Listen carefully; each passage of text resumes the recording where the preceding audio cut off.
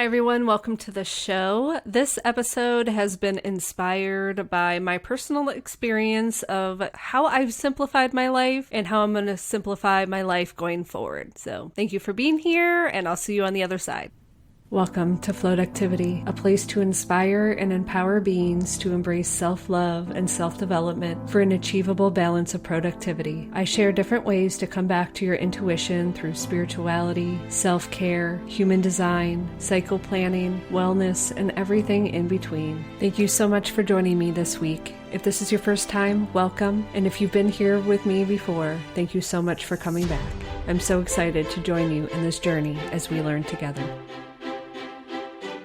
Hey everyone, welcome to the show, and thank you for being here. I want to be transparent and honest about where I'm at in my life, and hopefully it might help you in yours. One thing that I went through when I ultimately left my career and shut down with COVID was simplifying my life. I felt very overwhelmed in everything around me, and so when the opportunity of shutdown came, I took it as a chance to remove what was no longer serving me. And for me, that was my career at that moment, but there were so many other things that I was able to look at. And some of those things is the need to constantly be busy. The more I dove into that, the more I realized it's actually a trauma response of not being able to be with yourself, process emotions, just giving yourself the space that you need to process things. And so I found that lesson per se that I needed to go through at that time, and cutting out the noise was a big part of that. And so during that time, I decided to take a break from social media. And the reason being is still very relevant now is there is so much influence on social media in general, and I needed to get back to the basics with myself. And so one of my biggest suggestions of simplifying your life, or my life, was figuring out what you really want and not letting the influence of what other people are doing to filter into that. And having to set those boundaries with myself with social media and certain things was a big part of that. I also began to see the moments in between things as the most special moments. It's like a walk on the way to somewhere, not the destination we're going to. And so I found with those normal everyday moments, especially with my family, those are the things that really meant a lot to me. So I really felt like we started enjoying the moments in between. And then when we were trying to force too much in too little of a time, it was taking us out of the moment and it was overwhelming us. And so I found our enjoyment as a family became in the simple pleasures, a simple hike, a simple movie on a rainy day afternoon. We don't need to go somewhere to have these moments. It felt refreshing, and it stopped me from having to get in planning mode and just enjoy the company of my family. Now, the next part of how I've simplified my life is, let me preface that I always tend to complicate things in the beginning and then figure out how to simplify them in a way that works for us. Like meal planning, recipe planning, grocery shopping. I always want to do like a big blown out thing, and then I get overwhelmed with the concept of it. And so the lessons I've learned from this, especially if I'm planning for recipes around my cycle, I've just found to find a place where you can keep these recipes. I use an app on my phone to help me organize. I find, again, like it takes work up front. When I put the work to create something in the beginning, it always ends up being easier in the end. And so this app I use, you can literally put a web link in the search bar and it will automatically just upload that recipe into this app. And so it makes it very easy. And so I put a lot of our go-to recipes in this app, and I can categorize them so that it can help with the phases that I'm experiencing. And so just creating staples in those specific phases of what we're going to eat, whether it's just, these are the 3 veggies I'm going to buy at the store. And so when I meal plan, I usually try to have at least 1 or 2 protein, meat. We do do eat meat in our house. I try to have 2 to 3 veggies and 2 to 3 fruits, and then everything else in between. And so having a place where you can keep a list and that you're not going from scratch every time you do it. And so I use this app to really help me plan out my meals. Anytime I'm being stuck, I have them categorized in what my husband makes. I have them categorized in if it's dinner, if it's lunch. And so it just makes it easier that if I don't have the mental capacity to fully plan, this app makes it super easy. I also have Alexa in my kitchen, and so it's just an easy way that we can add stuff to our grocery list. And again, I don't have to start from scratch. And if my husband needs something, he can put it on there and we're not searching for a list that we can never find. I've also just tried to simplify the stuff in our house. I've simplified our cleaning supplies so that they have less toxic ingredients. I just found that these toxic chemicals just make my symptoms worse. And so the cleaner the product, the easier it is for me to actually clean with it. So that took cleaning out the current products we have and replacing them with ones that I either make or I get from Grove. Another big aspect that really helped me was I was overwhelmed with my closet, and especially from going from being a hairdresser to being home. There was just so many clothes that I never could see myself wearing, even if I had the opportunity. I decided to really gut out my closet. I sold a lot of things. I donated a lot of things so that I can kind of be less overwhelmed with the amount of clothes that I had. And to be honest, if I could wear the same type of sweatpants every day and the same comfortable shirt, I would be extremely happy. And so what I ended up doing at this time of figuring out this future self I've been aspiring to be, and I did a meditation with her, and she showed me, like, you would be the happiest in comfortable clothes, something that is basic, and I don't think basic's the right word, but something that is just easy for me to put together, ultimately like a capsule closet. And so I saw this idea of the types of clothes I wanted to wear. I took the money that I got for my birthday and the money I got from selling my clothes, and I went on, a mini shopping spree to kind of rebuild up my closet with classic items, things that I know will never go out of style. And I never realized how happy I was in comfortable clothes and why I deprived myself from that luxury. And yes, it is considered a luxury, but I did do what I could to be able to afford it. And it was taking and selling things so that I could shop for these. And so one of the brands that I've fallen in love with, and I am not affiliate or a sponsor, but I've become obsessed with Vuori. I love the feeling of their clothes. They make me feel luxurious. They make me feel good. And ultimately, if you are trying to manifest certain things in your life, it's all about the feeling. And so for me, it was really important to feel good in what I was wearing. And I'm so happy that I had that opportunity to simplify my closet to then be able to rebuild it up in a way that felt good to me.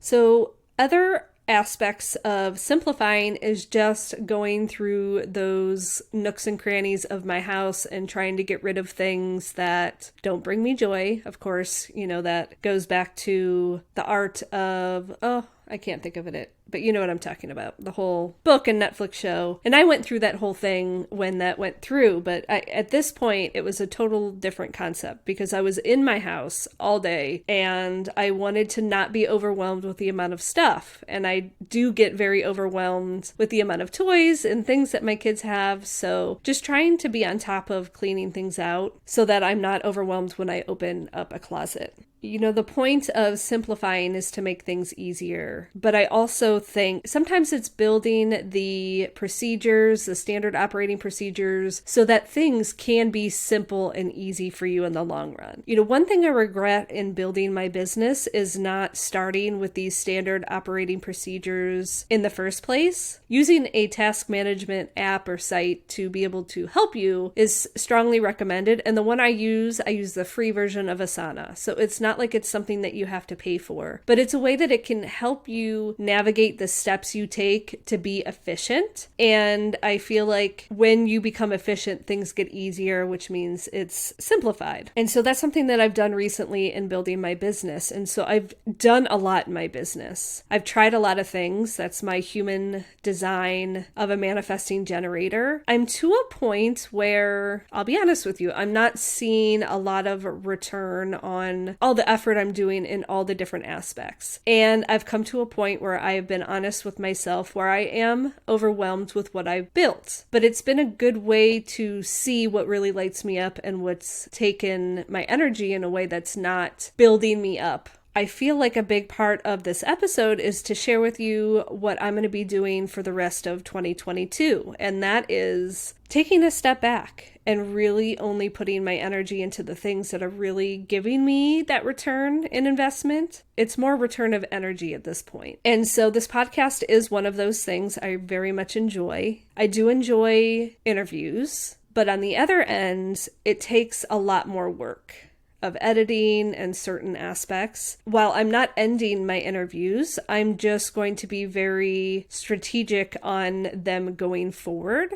And I don't know what 2023 is bringing. And so this is just the idea of what I'm doing the rest of the year. I normally do a weekly email. I'm trying to be more present on social media. And those are two aspects that I know are really important in the entrepreneurial worlds, but I will be taking a break from it ultimately. I will be doing an email about this episode so that all the people who've supported me on my email list will know that I'm not disappearing, and there's ways that you can kind of still be in touch with me, and that's my podcast, or if you prefer YouTube. And to be honest, if you see me on social media, it's because I used a scheduling app, but that is a big piece of where I'm going to be retracting my energy. Only really sending emails when I feel called to, instead of making it every week. It was getting too robotic and not enough of my personal touch, I guess you can say. I have a project that I feel really passionately about and that I have this beautiful opportunity to explore, and my intuition and the universe is telling me to put my energy into that. And so that is going to be my primary focus, and I hope I get to one day share this experience with you. But right now, it's just a beautiful experience, and I want to enjoy every moment. I don't want the outside influence of social media and other things to affect that.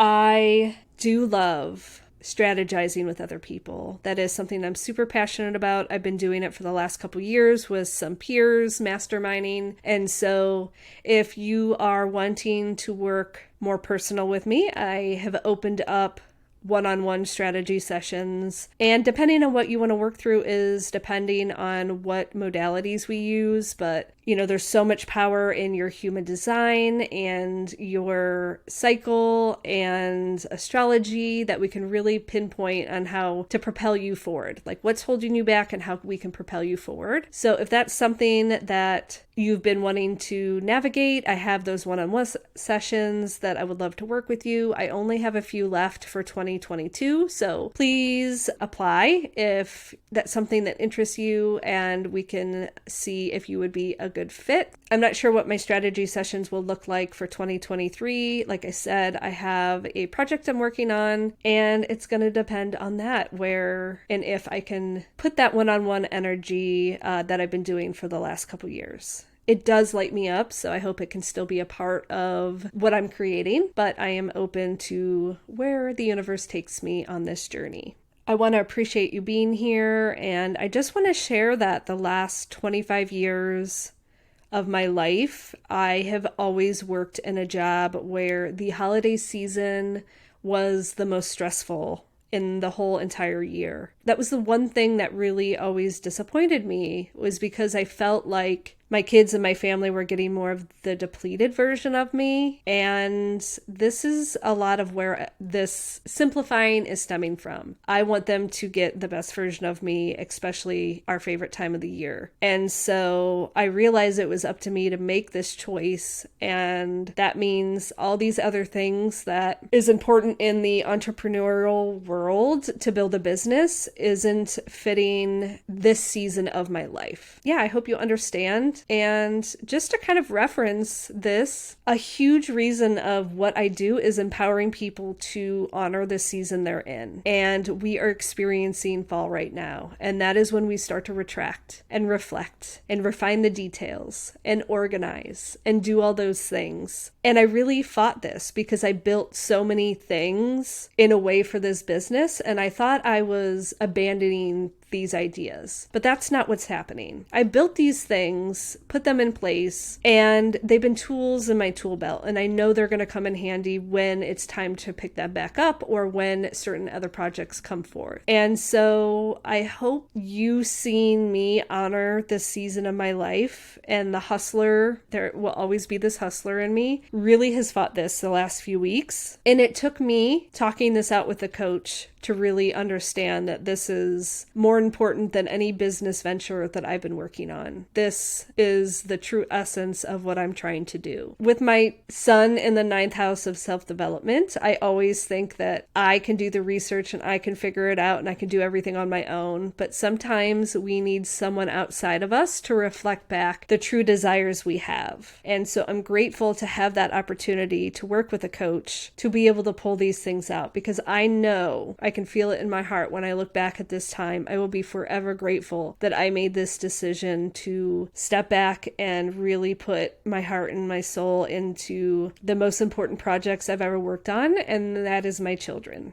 So I hope maybe this inspires you to work with a coach or someone to help you work through the things that you're working on. And I have found so much growth in myself the last 3 years, but the last few months of working with a therapist and a coach have really propelled me so far past what I ever expected for my life to be like, that I hope that empowers you to put that investment into yourself, because you are important, you are powerful, and you are meant to do beautiful things as long as you're listening. So I appreciate you being here. Thank you for joining. It would be so helpful if you could share this with a friend.